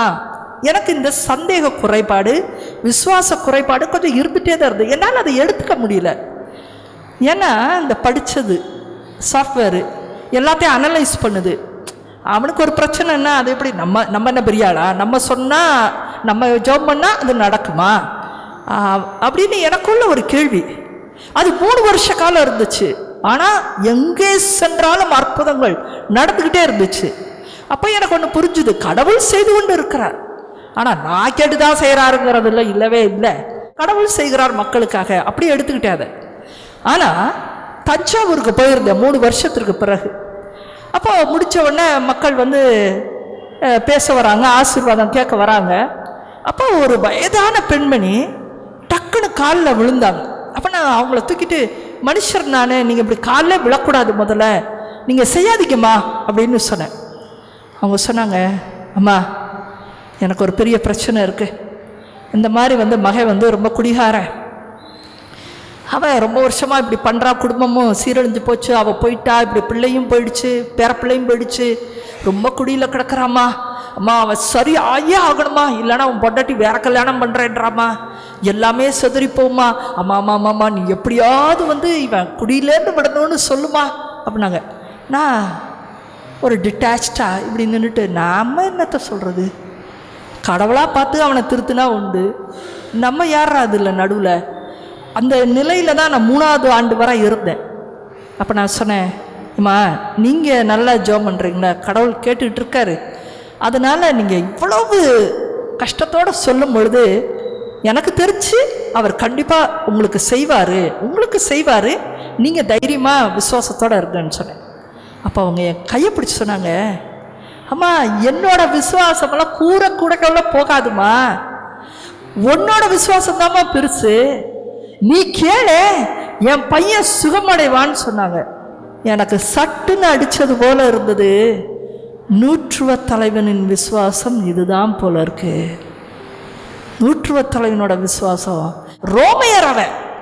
அதனால தான் ஆண்டவர் என்னடா என்னுடைய ஜன விசுவசிக்கல, நீ ஒரு ரோமன், முதல்ல நீ என்கிட்ட உன்னுடைய ஊழியன் நீங்க வரவே வேணாம், இங்கிருந்து ஒரு வார்த்தை சொல்லுங்க அப்படின்னு சொன்னாலே என் ஊழியன் குணமடைவான்னு சொன்னபோது, எங்கெல்லாம் உங்களுடைய நம்பிக்கை அல்ல அன்பார்ந்தவர்களே, ஆச்சரியப்படுத்துகிற நம்பிக்கை. ரோமேன் கேட்டதுதான் அவருக்கு ஆச்சரியப்படுத்துச்சு. ரோமேன் கேட்டது மட்டும் இல்லை, வாங்கன்னு தரத்தரன்னு இழுத்துட்டு போல.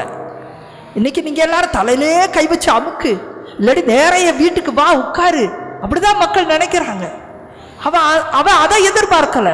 நீ இங்கிருந்து ஒரு வார்த்தை சொல்லும், அங்கே என் ஊழியன் குணமடைச்சிருவான், அதை நான் நம்புறேன்னு சொன்னான். பார்த்தீங்களா, கடவுளை ஆச்சரியப்படுத்தின விசுவாசம். அவர் சொன்னார், நிறைய இடத்துல சொன்னார். சில பேர்கிட்ட அதெல்லாம் நாளைக்கு நம்ம பார்க்கலாம்.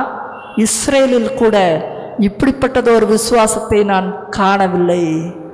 இங்கெல்லாம் இல்லாத விசுவாசம் உன்கிட்ட இருந்துச்சு பார்த்தியான்னு சொன்னார் பாருங்க. அற்புதம் அங்கே நிகழ்ந்தேறியது. ஆமென். ஆச்சரியப்படுத்துகிற விசுவாசம். மற்றவனை விட உன்னுடைய விசுவாசம் அதிகமாக இருக்கணும். உலகத்தில் இருப்பவனை விட உன்னுடைய விசுவாசம் தளராது இருக்கணும். அந்த அம்மா என்கிட்ட சொன்னாங்க, இல்லைம்மா கடவுளை உங்ககிட்ட பேசிகிட்டு இருக்காருன்னா உன் மேலே அவ்வளோ நம்பிக்கை வச்சுருக்கிறாரு, நீ கேட்டால் கிடைக்குங்கிறதில் நான் விசுவசிக்கிறேன், நீ கேட்குற அப்படின்னாங்க. அன்னைக்கு தான் நான் புரிஞ்சுது, ஓ நம்ம சும்மா பிரசங்கிக்க மட்டும் வரல, அநேகருக்காக கேட்கவும் வந்திருக்கோம். அதை நான் முதல்ல விசுவசிக்கணும். முதல்ல நான் விசுவசித்து கேட்டால் கடவுள் தருவார் போல. அன்றையிலிருந்து தான் மக்களுக்காக நான் உண்மையிலே விசுவாசத்தோடு ஜெபிக்க ஆரம்பித்தேன். கடவுள் அநேக மக்களை விடுதலை கொடுப்பதையும் நான் கண்டுகொண்டு இருக்கிறேன். ஏன் இதை சொல்கிறேன் அப்படின்னா, ஒரே நாளில் கடவுளை நேரில் பார்த்தலாம் மட்டும் மனிதர்கள் மாறி விடுவது இல்லை. It's a process. ஒவ்வொரு நாளும் நம்ம வளர்ச்சியை அடைஞ்சிக்கிட்டே தான் போகணும். 15 வருடம் ஆயிடுச்சு, ஏதோ சில உலக நாடுகள்லாம் போயாச்சு, பல ஆயிரம் தியானங்கள் கொடுத்துட்டோம், அப்படின்னா பெருசாயிட்டோமா? கிடையவே கிடையாது. ஒவ்வொரு நாள்லையும் நம்ம வளர்ச்சி தான். ஏன்னா கடவுள் கரை காணாதவராக இருக்கிறார். கரை காணாதவர் அவர். முதல்ல அவரை நம்முடைய வாழ்க்கையை 10வது முதல்ல தெரிந்து கொள்வதற்கு. அப்படிப்பட்ட கடவுளை நாம் எப்பொழுதும் தேடி தேடி தேடினா தான் கொஞ்சமாவது நாம் அறிந்து கொள்ள முடியும். ஆமென். அன்பார்ந்தவர்களே, அந்த 3 ஞானிகளும் ஒரு முடிவோடு, இந்த அரசரை தொழுது கொள்வோம் என்ற முடிவோடு அவர்கள் தங்களுடைய வீட்டை விட்டு கிளம்பினார்கள். ஒரு முடிவெடுத்துட்டா திரும்பி பார்க்காத. ஒருவன் இயேசுவின் இடத்துல வந்தான். அவனுக்கு நல்லாவே தெரிஞ்சது இவர் தான் மெஸ்ஸியா என்று சொல்லி தெரிஞ்சிச்சு. அதனால் இயேசுகிட்ட வந்து அவன் சொன்னான், ஆண்டவரே, நிலை வாழ்வை பெற்றுக்கொள்ள என்ன செய்ய வேண்டும் என்று கேட்டான். அப்போ அவன் சொல்கிறான், எங்கள் அப்பா இறந்துருக்காரு, அவரை முதல்ல நான் புதைச்சிட்டு வந்துடுறேன் அப்படின்றான். சொன்னது தப்பா ரைட்டா? சும்மா கதைக்கு சொல்லக்கூடாது. உங்கள் வாழ்க்கையில் நடந்துச்சுன்னா அது தப்பா ரைட்டா? ரைட்டு தானே. எல்லாருமே அதை தானே சொல்லுவோம். நம்ம வீட்டில் ஒரு கேதம் நிகழ்ந்திருக்கப்ப, அது சொந்த அப்பா வந்து இறந்துருக்கிறப்ப அதை விட்டுட்டு போக முடியுமா?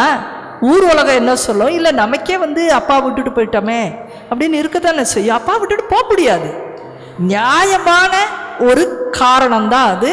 அப்பாவை விட்டுட்டு வர முடியாது. நியாயம்னு சொன்னதாவது உலகத்தோட ஒரு நியாயம்தான் அது. அது நியாயம் இல்லைன்னு சொன்னவங்களாம் நீங்களாம் சிஸ்டரா ஃபாதராலாம் போயிருக்கணும் இந்நேரத்துக்கு. அப்படி தானே? நியாயம் இல்லைன்னு சொல்கிறவங்களாம் நியாயமானது தான். ஆனால் ஆண்டவருடைய பதில் பாருங்க, நம்ம நினைக்கிறது போல இல்லை. செத்தவர்கள், அந்த வார்த்தையை நீங்கள் படித்து பார்த்தீங்கன்னா அது உங்களை உழுக்கணும். முதல்ல இறந்தவர்கள் இறந்தவரை அடக்கம் செய்யட்டும்ட்டார். உலகத்தில் இருக்கிறவன் இறந்தவன் என்று சொல்லுகிறார் ஆண்டவர். உலக வாழ்க்கையிலே திரிகிறவன், கடவுளோட உறவு இல்லாதவன், கடவுளை பற்றி அதிக அறிவு இல்லாதவன், கடவுளை இன்னைக்கு தேடாதவன் வந்து இறந்தவன். இறந்தவன் இறந்தவர்களை அடக்கம் செய்யட்டும். ஏன்னா ஒருத்தன் உலகத்துக்குள்ளே போனான்னா திரும்பி வரவே மாட்டான்ங்கிறதுனால தான் அவர் வேணான்னு சொன்னார். திரும்பி பார்க்கிறவன், கலப்பையில் கை வைத்தவன் திரும்பி பார்க்கலாகாது என்ற இறைவசனம் சொல்வது. நம்ம கடவுளை நோக்கி போகணும்னு முடிவு பண்ணிட்டு நம்ம திருப்பி உலகத்தை திருப்பி பார்த்தாலே போதும். அது என்ன பண்ணும்? திருப்பி நம்மளை பிடிச்சி வச்சுக்கிறோம், கடவுள் பக்கமே விடாது. உலகத்தை முழுவதுமாய் பிசாசு தான் ஆண்டு கொண்டு இருக்கிறது. பிசாசெல்லாம் இருக்கா சிஸ்டர்? நிறைய இருக்குது. எங்கே சிஸ்டர் இருக்குது? மனுஷங்களுக்குள்ளதான், வேற எங்கே இருக்குது? நீங்கள் என்ன தனியாக ராத்திரியில் வந்து ஜிங்கு ஜிங்குன்னு ஆடுன்னு நினச்சிங்களா? அவன் மனுஷனுக்குள்ளே இருக்க. உனக்கு கோபம் இருக்கா? நீ 4 பிசாசு வச்சுருக்க. உனக்கு போட்டி பொறாமல் இருக்கா? அதான் வச்சுருக்க. நீ சண்டை போடுறியா? அதான் வச்சுருக்க. பணம் தெரியுறியா? அதான் வச்சுருக்க. நீ கோயிலுக்கே வர்றது இல்லையா? 10 பிசாசு இருக்குது. என்ன தனியாகவே எங்கேயா தெரியுது? எல்லாமே மனுஷருக்குள்ள தான் உட்கார்ந்துருக்குது. அந்த கெட்ட குணங்கள் தான் அத்தனையுமே பிசாசு. அது கொடுக்கறதுனால தான் இருக்குது. அப்படி இங்கே வந்தவொடனே தூங்குறீங்களா? ஜபஞ்சோட்டவனே தூக்கம் வருதா? பிசாசு. வெளியில் ஒரு வேஷமாக இருக்குது. இன்றைக்கி அதுலேயும் பார்த்தீங்கன்னா பங்கு பேரவைகள், பாட்டு, இதென்ன, லைட்டை போடுறது என்ன, சப்பரம் தூக்குறது என்ன, அதுக்கெல்லாம் படபடப்பாக இருக்குது. வாழ்க்கையும் வேறாக இருக்கிறது. டியூப் லைட்டை போட்டால் கூட பேர் போடுறீங்க. பிசாசு தானே மந்த புத்தியை கொடுக்குது. எங்கேயும் தேடாதீங்க. உங்களோட ஒவ்வொரு கெட்ட குணத்திலும் அது உங்களுக்கு உள்ளேயே இருக்கிறது. புரியுதா உங்களுக்கு? அதுதான் ஆட்சி செலுத்துகிறது. அதோட பிடியில் இருக்கிறீங்க. நீங்கள் கடவுளை தேடணும்னு முடிவு பண்ணிட்டு ஒரு ஸ்டெப்பு முன்னாடி வந்தீங்கன்னா திரும்பி பார்க்காத. திரும்பி பார்த்தீங்கன்னா அது உங்களை அப்படியே பிடிச்சி உட்கார வச்சுக்கிறோம். திரும்பி பார்க்காதன்னு தான் சொல்கிறார். ஞானிகள் திரும்பி பார்க்கவே இல்லை. அவர்கள் முன்னோக்கி முன்னோக்கி சென்றார்கள். கடைசியாக அவர்கள் எருசலேமிலே வந்து அந்த விண்மீன் நிற்க கண்டார்கள். அது அசைவே இல்லை. அதனால் இதை விசாரிப்போம் என்று சொல்லி ஏரோதின் இடத்துல போனார்கள். 3 ஞானிகளுடைய எண்ணங்கள் எப்படி இருந்தது? ஏரோதும் ஒரு அரசனாய் இருந்தான், ஆனால் அவன் ஞானியாய் இல்லை. ரெண்டுக்கு இருக்கிற வித்தியாசம் அதுதான். அவனுக்குள் பொறாமை வந்தது. அவனுக்குள் பொறாமை என்ற வார்த்தையை விட கலக்கம் வந்தது. அதான் இறை வார்த்தையில் நம்ம பார்க்கிறோம். கலக்கம் வந்தது. யூதர்களின் அரசராக பிறந்திருக்கிறவர் எங்கே? அவரது விண்மீன் எழக்கண்டோம் என்றார்கள். இதை கேட்டதும் ஏரோது அரசன் கலங்கினான். அவனுக்கு அதுக்குள்ள ஒரு அரசனுக்கே வந்து நம்ம இடத்துக்கு இன்னொருத்தர் வந்துட்டார் போல இருக்குன்னு கலக்கம் ஆயிடுச்சு. எப்பெல்லாம் உங்கள் வாழ்க்கையிலையும் கலக்கங்கள் நிறைய இடத்துல பார்த்துருப்பீங்க. கண்டிப்பாக உங்கள் பையனை பற்றி பயங்கரமாக கேவலமான ரிப்போர்ட்டு காலேஜில் கூப்பிட்றாங்க, ஸ்கூலில் கூப்பிட்றாங்கன்னா ஒரு கலக்கம் வரும். உங்கள் பணம் தொலைஞ்சு போச்சு, கலக்கம் வரும். உங்கள் குடும்பங்களில் யாராவது இச்சையான தொடர்பில் இருக்கிறாங்கன்னு கேட்டோன்னு ஒரு கலக்கம் வரும். உங்கள் குடும்பத்தில் இருக்கவங்க யாராவது டிவோர்ஸ் பண்ண போகிறோன்னு முதல் பேச்சு எடுக்கும்போது ஒரு கலக்கம் வரும். ஏன்னா கலக்கம் ஏன் வருதுன்னா, நாமவே மிச்சத்தெல்லாம் கற்பனை பண்ணி முடிச்சு விடுவோம். இது இப்படித்தான் முடிய போகுது, இதெல்லாம் நடக்க போகுது அப்படின்னு சொல்லி நிறைய விஷயங்களை கேட்டதை வைத்து நாம் முடிவு எடுத்து விடுகிறோம். அதுதான் இந்த கலக்கம். இவனும் கூட அரசரும் கூட என்ன நினச்சாருன்னா, ஒரு அரசன் பிறந்திருக்கான, அப்போ ஏன் நாற்காலி என்ன ஆகும், நம்ம ஒன்றும் இல்லாமல் போய்டுவோம் போல இருக்குன்னு உடனே ஒரு குழந்தை தான் பிறந்திருக்கிறது. அதுக்கே வந்து அவனுக்குள் கலக்கம் வந்தது. ஒரு அரசருக்குரிய குவாலிட்டியே அந்த இடத்துல இல்லை. அப்படி தானே? ஒரு பெரிய அரசன் எழுத்து வந்தான்னு சொன்னால் கலங்கலாம். ஒரு குழந்தை பிறக்குதுன்னு சொல்லும் போதே ஒரு கலக்கம் வருதுன்னா குவாலிட்டி இல்லை. அந்த அரசனுக்கும் இந்த 3 ஞானிகளுக்கும் ரொம்ப வித்தியாசம் இருந்தது. நீங்கள் கடைசி வர ஒரு அரசன் போல வாழ்க்கை வாழ்கிறேன்னு ஏறதை போல வாழ போகிறீங்களா? உங்கள் வாழ்க்கையில் நிறைய கோபம், தாபம், பிரச்சனை, சண்டை, சச்சரவு, பணம், எதை எடுத்தாலும் கலக்கம், கவலை, கண்ணீர், புலம்பல், எதுவுமே எனக்கு சரி வரல அப்படின்ற வெதுப்பல், ஏரோது அரசன் போல எல்லாம் இருந்தும் கூட கலங்கி கலங்கி வாழ போகிறீங்களா? இல்லை இந்த தியானத்தோட முடிவிலையாவது ஒரு முடிவு எடுத்து இல்லை அந்த ஞானிகள் போல புறப்படுவோம், கடவுளை தேடுவதற்கு புறப்படுவோன்னு ஒரு முடிவை நீங்கள் தான் எடுத்தாகணும். ஏரோது தலைமை குருக்களையும் மக்களையும் எல்லாத்தையும் ஆலோசனை செய்து பார்த்தான். அவங்க எல்லாரும் சேர்ந்து சொன்னாங்க, ஆமாம், யூதேயில் உள்ள பெத்லகேமில் அவர் பிறக்க நேரிடும் என்று சொல்லப்பட்டு இருக்கிறதுன்னு சொன்னதுனால அவர்கள் பெத்லகேமான்னு சொல்லி வெளியே வந்தாங்க. மீண்டும் அந்த விண்மீன் வழி காட்டத் தொடங்கியது. கடவுள் தேடுபவர்களை கைவிடுவதே இல்லை. அவர் நடுவில் நட்டாத்தில் விடமாட்டார்னு சொல்லுவாங்கள்ல, கடவுளை நம்பி புறப்பட்டவர்களை எந்த இடத்துலையும் நடுவில் அவர் கை விடுவதே இல்லை. Price the Lord. அதுக்கு மேலோட்டமான உங்களுக்கு புரியும்படியான ஒரு எக்ஸாம்பிளை சொல்கிறேன். நீங்கள் ஆழமாக யோசிச்சு பாருங்கள். 2000 வருடங்கள் ஆயிடுச்சு நம்முடைய திருச்சபை தொடங்கப்பட்டு, அப்படி தானே? இன்னைக்கு எத்தனை கன்னியஸ்திரிகள், எத்தனை குருவானவர்கள் இன்றைக்கு உலகமெங்கும் இருக்கிறாங்க. ஆணும் பெண்ணும் 20 வயதில் கடவுளை நம்பி தான் அத்தனை காங்கிரிகேஷன்லையும் புறப்பட்டிருக்காங்க. கடவுள் யார் ஒருவரையும் இன்றைக்கு வரைக்கும் அந்த காங்கிரிகேஷனில் வளர்த்திருக்கார ஒழிய யார் ஒருவரையும் நட்டாத்தில் படம் இல்லாமையோ சாப்பாடு இல்லாமையோ கை விட்டதே கிடையாது. Price the Lord. கடவுள் பராமரித்து கொண்டு இருக்கிறார். நம்ம கண்ணு முன்னாடி அது நடந்துட்டு இருக்குது. பராமரிக்கிறார். அத்தனை பேரை வளர்ச்சியை தான் காணுகிறார்கள். இதெல்லாம் நம்ம பார்த்து உணரணும். முதல்ல நம்மளை எப்படி கடவுள் கைவிடுவார்?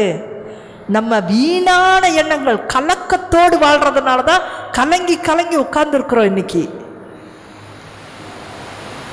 இதோ அந்த விண்மீன் சென்று மீண்டும் அந்த குழந்தை இருக்கும் இடத்திலேயே வந்து நின்றது.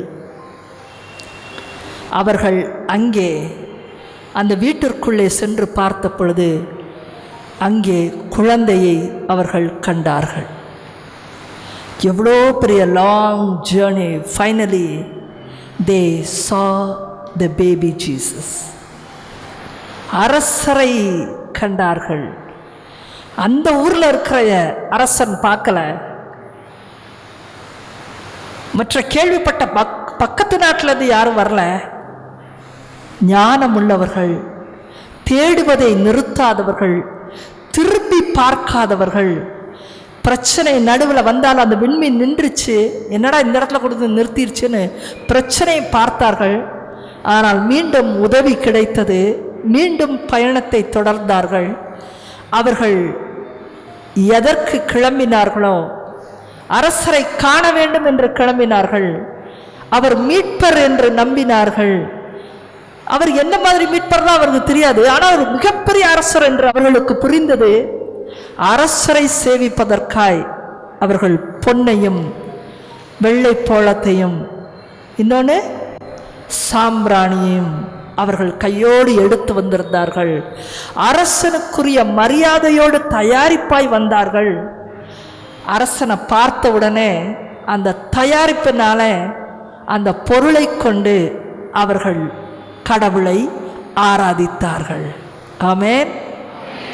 கடவுளே, உம்மை பற்றிய அறிவை நான் தேட ஆரம்பிக்கிறேன். அந்த உணர்வோடு இந்த தயாரிப்பை ஆரம்பிக்கலாம். இன்னும் அதிகமாக உம்மை பற்றிய தேடுதல். நீங்கள் நிறைய நடுவில் தவறு பண்ணியிருக்கலாம். என்ன விதத்தில்னா உலகத்தவரை நான் சொல்லவே வரல. உங்களுக்கு முன்பாக கூட இறை வார்த்தை சொல்லுகிறது, அநேக இறைவாக்கினர்களை இதற்கு முன்பாக உங்களிடம் அனுப்பினேன், நீங்களோ அவர்கள் அனைவரையும் நீங்கள் கொலை செய்து பலிபீடத்திற்கு கீழாக போட்டீர்கள் என்று சொல்லுகிறது. இந்த வசனத்தை உங்ககிட்ட சொன்ன இறை வார்த்தையை சொன்ன, நான்லாம் ஒன்றுமே சொல்லலப்பா, நான்லாம் கொலையும் பண்ணலை, நான் எதுவுமே பண்ணதில்லை அப்படின்னு சொல்லுவீங்க. அப்படி தானே? மனசுலே வந்து ஜபக்கூட்டம்னு சொன்னாலே ஐயோ அல்லேலியோ கோஷ்டியா, அதெல்லாம் நமக்கு சரிப்படாதுன்னு சொன்னவங்க தானே நீங்கள். கையை உயர்த்துங்கண்ணா, அது எதுக்கு இப்படி கையை உயர்த்த சொல்கிறாங்க, அது எதுக்கு அப்படிலாம் செய்யணும், அதனால் எனக்கு இதெல்லாம் பிடிக்காது பாரு சொன்னவங்க தானே நீங்கள். ஜபக்கூடத்துக்கு போனால் அதெல்லாம் அல்லேலூயான்னு கத்துறாங்க. அதே அப்படி தான் கத்துனாதான் ஆண்டவர் கேட்பாரா? ஏன் அவர் காது கேட்காதா? மெதுவாக சொன்ன கேட்காதா? சொன்னாலும் தானே நீங்கள் கத்தி எடுத்து குத்துறது கொலைன்னு நினச்சிங்கன்னா, நீங்கள் ஒவ்வொருத்தரையும் உங்கள் எண்ணத்திலே ஒவ்வொருத்தனையும் நீங்கள் தீர்ப்பு வழங்கிட்டே இருக்கிறீங்க. ஆண்டவருடைய வார்த்தை தெளிவாய் சொல்லுகிறது, ஒருவரையும் நீ தீர்ப்பிடாதே என்று சொல்லியிருக்கிறது.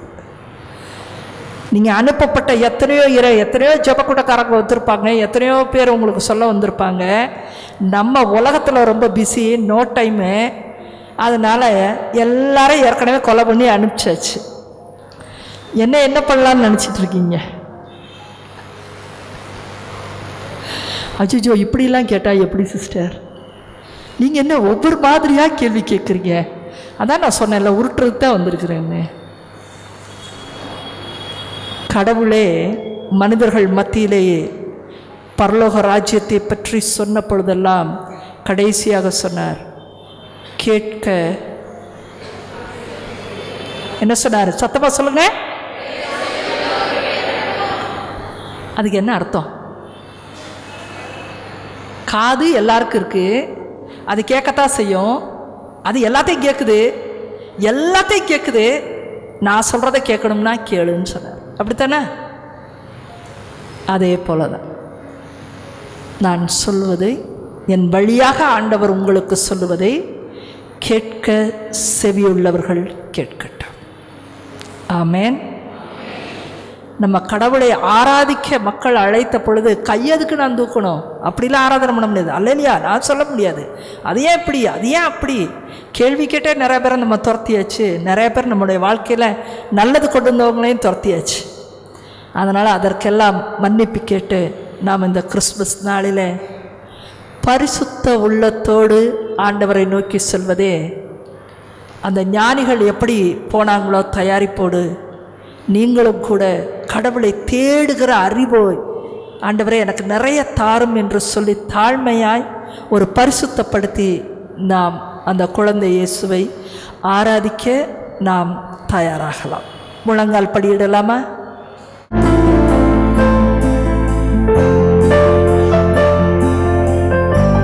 கண்களை மூடி ஆழ்ந்த விதமாய், ஆண்டவரே உம்மை விட்டு நான் தூர போயிருக்கிறேன்.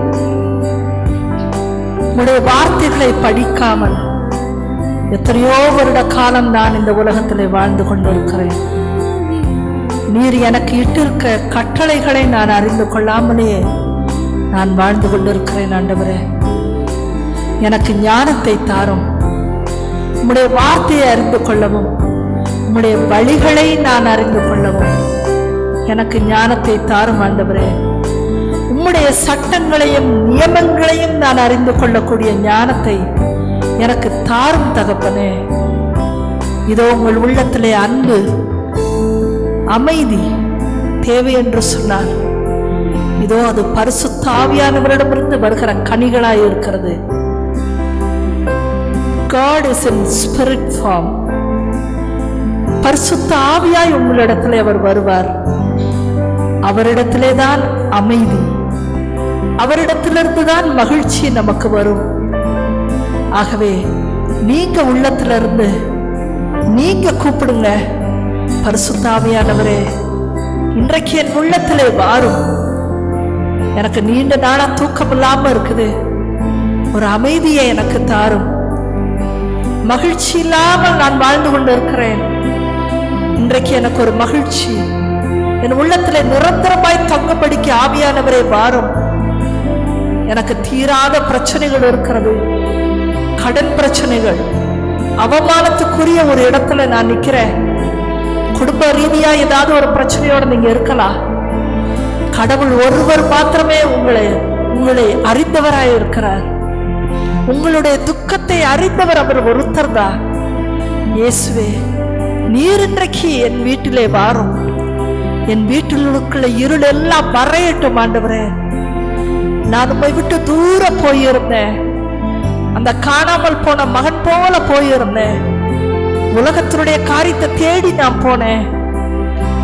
வழிகளில உம்முடைய இறைவாக்கினர்கள் அநேக பேர் என்னுடைய வாழ்க்கையில வந்திருக்கலாம். நான் விரட்டி அடிச்சிருக்கிறேன். நான் ஒரு நற்செய்தி கூட்டத்துக்கு வர விரும்பாதபடிதான் இருந்திருப்பேன். ஒரு சத்தமாய் ஒரு ஜெபம் செய்ய தெரியாத ஒரு ஆளாய், ஒரு கிறிஸ்தவனாய் நான் வாழ்ந்துட்டு இருக்கேனே. உம்மை விட்டு நான் ரொம்ப தூரம் போயிருக்கேன். ஆண்டவரே நான் முழுவதுமாய் மனம் மாற்றம் பெற எனக்குள் நீர் வாரும். ஆண்டவரே நீர் வந்தால் ஒழிய என்னுடைய வாழ்க்கை இன்றைக்கு மாறாது. நான் உம்மை வெகு வாஞ்சையாய் கூப்பிடுகிறேன். சுவாமி வாரம் என் உள்ளத்திற்குள்ள இன்றைக்கு அந்த அமைதியும் சமாதானம் வரட்டும். உடல்ல எந்த விதமான நோவுகளோடு நீங்க போராடி கொண்டிருந்தா, நீங்க செய்திருக்கிற தவற ஆண்டவர்கிட்ட மன்னிப்பு கேளுங்க. நீங்க அந்த பிரச்சனைக்கு பெரிய காரணமா இருந்திருக்கலாம், உங்களுடைய குணம் காரணமா இருந்திருக்கலாம், உங்களுடைய மேட்டிமை. மிகப்பெரிய பாவமானது எது தெரியுமா? கடவுளையும் நம்மையும் பிரிப்பது நம்முடைய மேட்டுமையான குணம்தான். எல்லாம் எனக்கு தெரியும், யாரும் எனக்கு புத்தி சொல்ல வேண்டியதில்லைன்னு இன்னைக்கு ஒவ்வொருத்தரும் இருக்கிறோம். நீங்க அந்த வார்த்தையை பயன்படுத்தி இருந்தீங்கன்னா, எனக்கு எல்லாம் தெரியும், யார் எனக்கு அறிவுரை சொல்ல வேணாம் நீங்க சொல்லியிருந்தீங்கன்னா இன்றைக்கு ஆண்டவருக்கு முன்னாடி முழங்கால் படியிடுங்க. தவறு ஆண்டவரே, நான் தவறு செய்திருக்கிறேன், எல்லாம் எனக்கு தெரியாது, எனக்கு எதுவுமே தெரியாது, இந்த உலகத்துல உம்மை பற்றிய அறிவே எனக்கு இல்லாத பொழுது இந்த உலகத்துல வாழ்வதென்பதே எனக்கு தெரியாது, நான் தாழ்மையோடு உம்மிடத்துல வருகிறேன் ஆண்டவரே என்று சொல்லலாமா? நான் தாழ்மைப்படுகிறேன் ஆண்டவரே, என்னுடைய பிரச்சனைகளுக்கு நானே காரணமா இருந்திருக்கிறேன், எனக்கு விடுதலை தரும்படியாய் நீர் விடுவிக்கிறவர் ஆண்டவரே, விடுதலையின் ஆண்டவரே, நீர் என் வாழ்க்கைக்குள்ள வாரம் ஆண்டவரேன்னு கூப்பிடுங்க, கதறி கூப்பிடு. தாவீதின் மகனே இரக்கமாயிரும் சொல்லி அந்த குருடரும் நோயுற்றவர்களும் சத்தமாய் கூப்பிட்டாங்க. கூப்பிடு இன்றைக்கு உன் உள்ளத்திலிருந்து, நான் நோயுற்று இருக்கிறேன் ஆண்டவரே, தாவீதின் மகனே இரக்கம் இரக்கம் ஆண்டவரே, என் மீது இரக்கமாயிரும் ஆண்டவரே, என்னை ஒதுக்கி தள்ளாதேயும், இன்றைக்கு உம்முடைய இரக்கமே என்னை காப்பாற்றட்டும் ஆண்டவரே.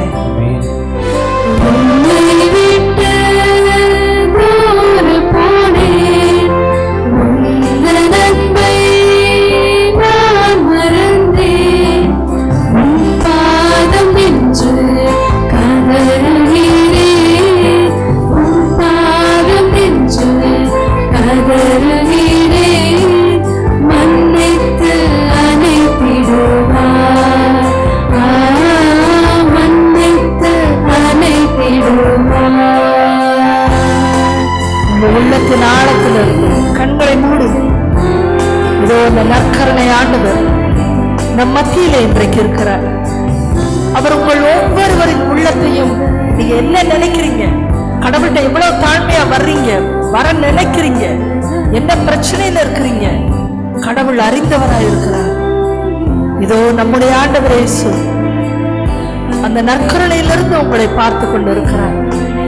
அவர்கிட்ட சொல்லுங்க, ஆண்டவரே நீர் ஒருவர் மாத்திரம் என்னுடைய வாழ்க்கையில இருந்தா போதும், நான் இந்த உலகத்துல பணத்தையோ இல்ல செல்வங்களுக்கு பின்னாடி நான் போகல, உம்முடைய வார்த்தையை தேடி நான் வரப்போறேன், அந்த வார்த்தையின் ஆழத்தை நான் தெரிஞ்சு கொண்டு அதனுடைய சட்டங்களை நியமங்களை நான் தெரிந்து கொண்டு என்னை தாழ்த்தி நான் உம்மிடத்துல வரப்போறேன், நான் அதன் பின் உம்முடைய நற்கருணையில உம்மை சந்திக்க நான் வரப்போறேன் ஆண்டவரே, என்னை தூய்மைப்படுத்தும் ஆண்டவரே, எனக்கு இன்றைக்கு என் வாழ்க்கையில ஒரு மாற்றத்தை தாங்க ஆண்டவரே, இதோ என்னுடைய மனக்கண்கள் திறக்கப்படட்டும் ஆண்டவரேன்னு சொல்லுங்க. என்னுடைய கண்களை நீர் திறந்து விடும் ஆண்டவரே, எனக்கு பார்வை கிடைக்கும்படி நீர் திறந்து விடும் தகப்பனே. இதோ இந்த வேளையில உங்களை உற்று நோக்குகிற ஆண்டவர், அவர் மன்னிக்கிற தேவன், அவர் உங்களை அரவணைக்கிற தேவன், அவரே அன்பின் உருவாக இருக்கிற தேவன், உங்களை பெயர் சொல்லி அழைக்கிற தேவன் அவர், கலங்காதே திகையாதே என்று சொல்லுகிற தேவன் அவர். இதோ உனக்கு முன்பாக என்னுடைய சமூகம் செல்லும் என்று வாக்களிக்கிற தேவன் அவர். இதோ அவரிடமிருந்து அந்த ஆசீர்வாதம் இதோ உங்கள் மீது இறங்குகிறது. அவர் தருகிற சமாதானம் பரலோகத்தின் சமாதானம் இதோ உங்கள் ஒவ்வொருவரின் மீதும் இறங்குகிறது. இதோ உங்கள் உள்ளத்திலே இதுவரைக்கும் கிடைக்காத சமாதானம், அந்த அமைதி உங்கள் உள்ளத்திலே இறங்குவதாக.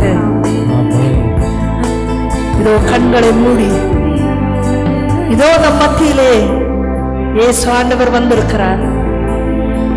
மூடிந்த கண்களுக்குள்ளாய் ஆண்டவரே என்னை மாற்றும், இந்த நாட்களிலே என்னை மாற்றும், இன்னும் விசுவாசமுள்ள ஒரு கிறிஸ்தவனாய் நான் வாழும்படிக்கு என்னை மாற்றும்.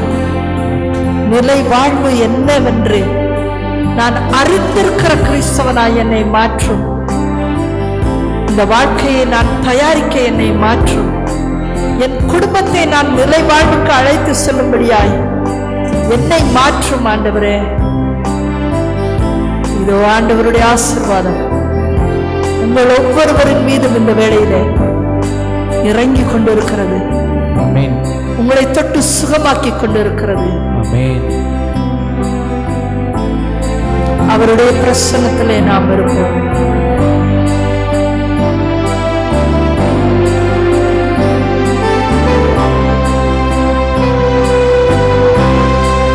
நீர் கொடுத்த அனைத்திற்கும் நன்றி அப்பான்னு சொல்லுங்க. உள்ளத்துல இருந்து அந்த ஒரு வார்த்தை மட்டும் திருப்பி திருப்பி சொல்லுங்க.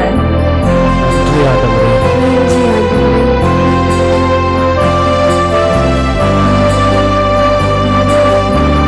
உங்க அப்பாக்காக நன்றி, உங்க அம்மாக்காக நன்றி, உங்க துணைவருக்காய் நன்றி, உங்க பிள்ளைகளுக்காய் நன்றி. கசப்புகளை எல்லாம் விடுங்க. நன்றி நன்றி மட்டும் சொல்லிட்டே போங்க.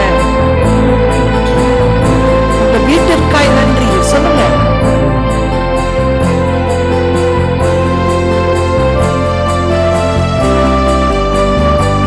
இந்த மழையிலையும் குளிர்லையும் கூட உங்க வீடு காப்பாற்றப்பட்டு இருக்கிறது. உங்க குடும்பத்தை கடவுள் காப்பாற்றி இருக்கிறாரு. நன்றி சொல்லுங்க. ஒவ்வொன்றுக்கும் நன்றி சொல்லுங்க.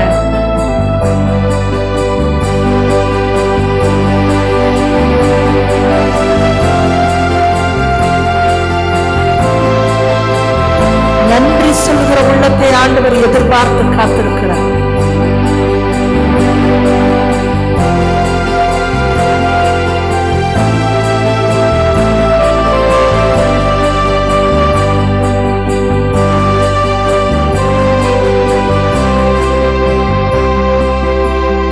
ஒரு விடுதலையின் ஆசீர்வாதமாய் இன்றைக்கு ஆண்டவர் அநேக பேருக்கு இந்த இடத்துல விடுதலையின் ஆசீர்வாதத்தை கொடுத்திருக்கிறாரு. உனக்கு வியாதிகளிலிருந்து விடுதலையா இருக்கலாம். உனக்கு இருக்க மந்த புத்தியிலிருந்து விடுதலையா இருக்கலாம். உன்னுடைய தொழில் செய்ய முடியாதபடியான கட்டுகளில் இருந்து விடுதலையா இருக்கலாம். புரிந்து கொள்ள முடியாத குடும்ப பிரச்சனையிலிருந்து உனக்கு அந்த விடுதலையை கொடுத்துருக்கலாம். அந்த 100 தலைவன் விசுவாசத்தோடு, ஆமா எனக்கு தான் கொடுத்துருக்காரு, என் வீட்டில் அது நடக்க போகுது, எனக்கு நடக்க போகுது, கண்டிப்பாக அது நடக்க போகுதுன்னு விசுவாசி. ஆச்சரியப்படுத்துகிற விசுவாசத்தை தான் கடவுள் எதிர்பார்க்கிறார். இந்த இறுதி வேளையிலும் இறுதியான ஆசீர்வாதத்தில் நிறைவாக பெற்றுக்கொண்டு நம் வீடுகளுக்கு நிறைவோடு நாம் இன்றைக்கு செல்லலாம்.